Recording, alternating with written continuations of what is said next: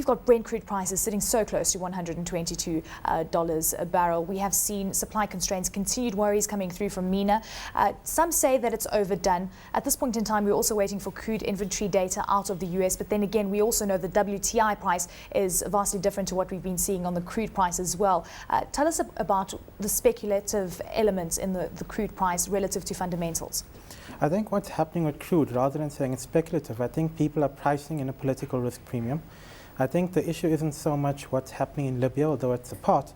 I think it's Libya's neighbors that are also quite important for people to focus on. So if Libyan production falls and there's a supply constraint from Libya, you can always count on other OPEC members to maybe come in and increase supply, and there's inventories as well. However, if the political unrest spreads to other countries in the region, then you won't have these OPEC members to come in. And I think that's the real fundamental political risk. But this is really what we've been talking about for the last couple of weeks, that Saudi Arabia is going to come in and plug that hole. It seems that they have done that, but they've done that with lower grades. Do you think that that is also playing a large element in terms of what we see? It would be, and that makes Nigeria quite important as well. And obviously with the elections in Nigeria and the uncertainty surrounding that, that's also a bit of an issue. But I think what you've got to realize, if Saudi Arabia becomes unstable as well, then their ability to produce their base load, let alone fill the gap, would be seriously So that would be the worst case scenario. What kind of oil price are we looking at there? We hear prices of up to $200 a barrel. Could that be reality? It's hard to say. Certainly as one of the world's larger oil producers, you know, that region, the MENA region, the Middle East region is quite key. It's a critical oil producing region. I think you definitely see high prices. I don't want to put a number on it, but it could touch 200. I don't think it's too far-fetched. Also, just keeping in mind, you mentioned Nigeria elections underway there. Nigeria accounting for 15% of US crude imports. That's quite a large number. Any instability there, could that also have a significant impact on the crude price, or do you think that that will feed through in the WTI price? That could definitely have an impact as well. I think being in the whole African region as well, I think there'd be an element of contagion that would come through. You've seen the difference between Brent and WTI, particularly because the WTI inventories and supply was much higher. And so that's why you've got WTI trading at a lower price than Brent.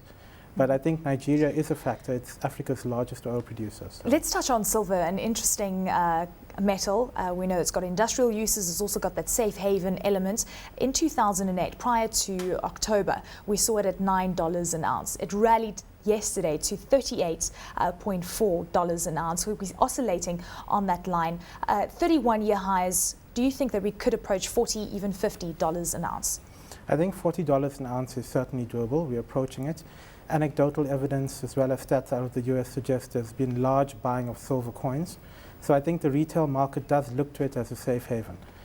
Apart from its industrial qualities and apart from the inflation aspect that could be driving the price as well, I think silver is definitely seen in that precious metals group as a safe haven investment. In terms of the correlation with gold and silver, we know that there's an 85% positive correlation on a 30-day rolling basis.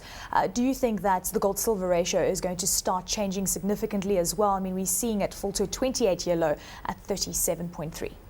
I think the key question that everyone's asking is how much can that ratio actually change? And it depends a lot as well on how much people buy more into silver, how people look to their safe haven assets. Do they want to go into gold? Do they feel silver's overpriced? And I think that will basically determine the ratio. With regards to the ETF market, there's a lot of talk about the end of quantitative easing 2. Others say that that is not going to be a possibility, that if it does end, we could see quantitative easing 3 shortly afterwards. Do you think we'll see a massive outflow on the ETF market, particularly with silver and gold ETFs? I think there'll definitely be an element of profit taking. I think the prices have run hard, and I think people may want to realize their gains. Whether that will result in net outflows from ETFs remains to be seen. It also depends a lot on the geopolitical situation and where people feel they want to invest their funds. I think there's a number of factors that we need to weigh in.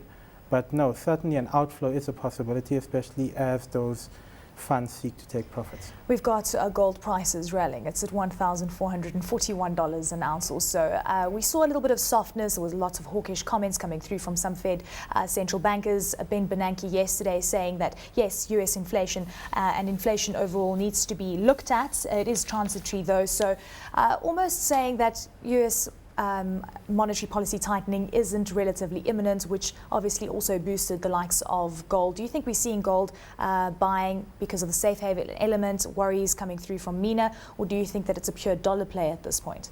I think the safe haven element still is a large part of the gold price going forward. Definitely inflation is a factor that people will consider, but I don't think it's the primary factor. I think the entire geopolitical spectrum is probably the most topical driver of some of the prices that we're seeing today. With regards to all the monetary policy meetings that we've had this week, central bank meetings, we've got ECB, BOE, we've had the Reserve Bank of Australia keeping rates unchanged, China hiking rates once again the second time this year, the fourth time since October. Is that also going to have a bearing? China, the interest rates in China, it's interesting that you mentioned that, because if that slows economic growth down, then it could affect metals such as copper and oil. If it doesn't, then it won't really have too much of a bearing. I think it's a strong indication that inflation is something that central banks are starting to worry about. And it just needs to see how that feeds into the Chinese economy. Will it cool it down or not?